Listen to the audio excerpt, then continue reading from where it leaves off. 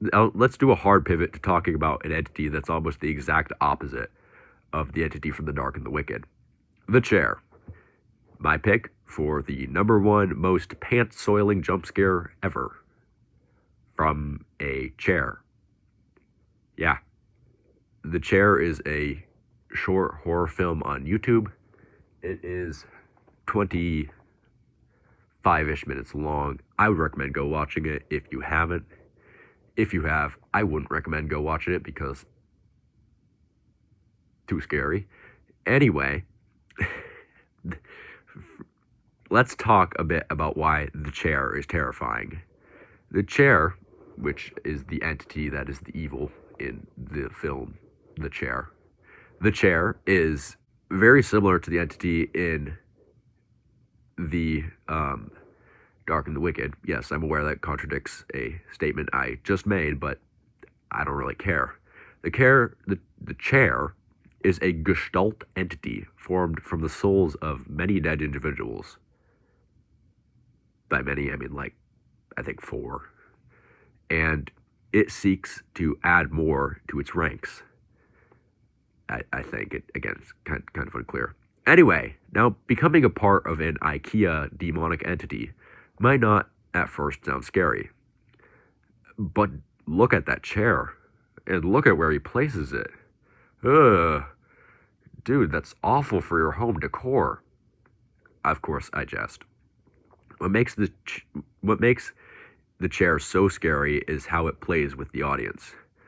When talking about movies that broke my brain, The Chair is up there with The Wailing, because I actually had to look up a breakdown of that because holy Jesus, it was confusing. Anyway, let's talk about two scenes from The Chair that make it a truly great horror movie. The kitchen scene and the bedroom scene are these highlights for me. In terms of downright terrifying imagery, the wife sitting bolt upright and screaming before smiling and going back to bed is pretty high up on the not okay scale. Like, yeah, no, that's not okay. But dear sweet baby Jesus with cheese and crackers, the kitchen scene is hands down one of the best jump scares I have ever seen. And I've seen a lot of jump scares, be them in horror video games, horror movies. Let's talk about that kitchen scene and what makes it so great. The way the old man shambles in from just out of camera in the middle of the day. Remember, middle of the day is usually a sacred time in horror movies where nothing scary can happen. Then proceeds to talk while the wife moves her mouth is just so terrifying. What makes it, I think, one of the few examples of a true jump scare is the fact that there is no real loud sound cue. It's simply the fact that there's something terrifying happening.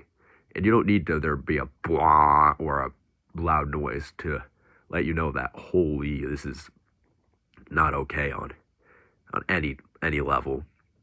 Anyway, that's why I love The Chair. But strictly speaking, from a thematic point of view, The Chair doesn't have much to offer, does it?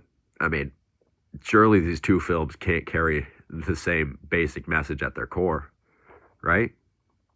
Right? Well, I think they do. In The Chair, the husband makes an attempt to return the chair after taking it. But by then, it's too late. The chair's already latched onto him and decided to make him part of a chair. That sentence does not sound as scary as it is. Anyway, both films seem to focus on the irreconcilability of some actions. This makes them both very special. Most horror films will tell you that if you only do the right thing in the end, everything will be forgiven. That's why I love movies like The Wailing, The Chair, The Dark and the Wicked, Late Night with the Devil, Pontypool. The list goes on. All these movies don't preach the idea that all is forgiven if you simply choose to do what's right. They all tell you that actions have consequences. I see this as a hopeful lesson because it shows us we must learn from our actions, and while we can't always undo things, we can always strive to be better. It's also a more realistic outlook because, actions having consequences is how things work in real life. Especially when you compare that outlook to the say you're sorry and you're good mentality that many horror movies will try to subscribe to. Speaking of subscribing, subscribe and like, please. Please, please, I beg you. Anyway, go watch both movies. They're both worth it. Thank you for watching. I hope you're having a great day. I'm sorry if the upload schedule has been a bit out of whack, but stuff is wrapping up with school, so I should be able to get some more videos out in a good amount of time. Next video I make will probably be on Fire King Ozai from the comics, not from the TV show, because I love him from the comics and don't like him in the TV show. Anyway, thank you guys so much for coming, and I'm glad you're here. Please leave a like, a comment of what you want to see me review next, provided it's not One Piece, and to that one reviewer who suggested One Piece, no, I'm not doing that. No. Anyway, thank you all. I love you. You guys have a great day.